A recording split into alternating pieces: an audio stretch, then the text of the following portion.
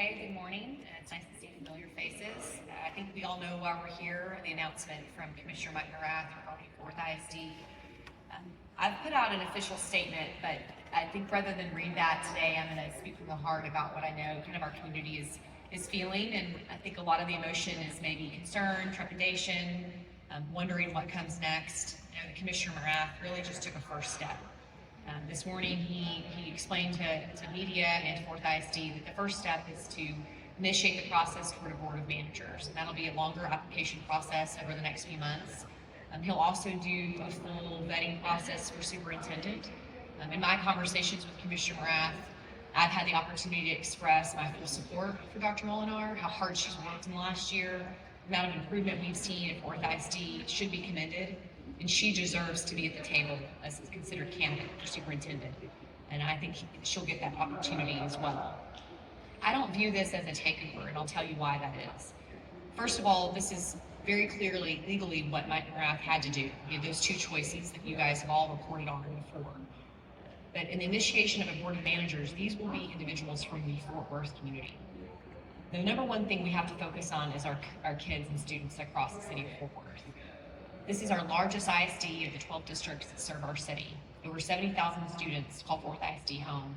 And as your mayor, I've been fortunate enough to be in and out of schools on a weekly basis, seeing the progress that we're making and a refocus in the city of Fort Worth that literacy and education matters for all students regardless of zip code, and every single student deserves that opportunity. So you have my pledge on a few things. Number one is to keep my head in the game. I will be a steadfast supporter for Worth ISD as I have been over the 4 years that I've been mayor. Importantly, calling it when I see it, and things that are good and bad. But right now, they need support because our kids need that kind of support. Number two is to our teachers and our principals, administrators, the folks that make these classrooms work every single day. I know today may seem confusing or concerning, but we still are proud of the work that you're doing across the city of Fort Worth. And I'm still reminded of the campuses that have seen tremendous increase in accountability scores. Schools like Mary Louise Phillips Elementary School that I've talked about before, Cesar Chavez Elementary School, and by the way, on Friday I'm going to a parade to celebrate Christine Moss Elementary School that went from a failing grade to an A just in the last year. These are the celebrations we need to have of positive results.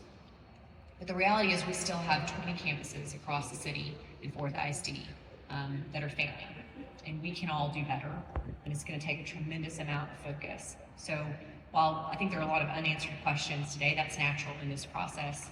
I want Fort Worth to be a great example of a community that rallies together to focus on our students, and importantly, think about what the next steps look like over the next few months as they go through that board of manager process, and importantly, who ultimately becomes the superintendent of schools for Fort Worth ISD. At this point, I'm happy to take questions. Have you talked to Dr. Molinar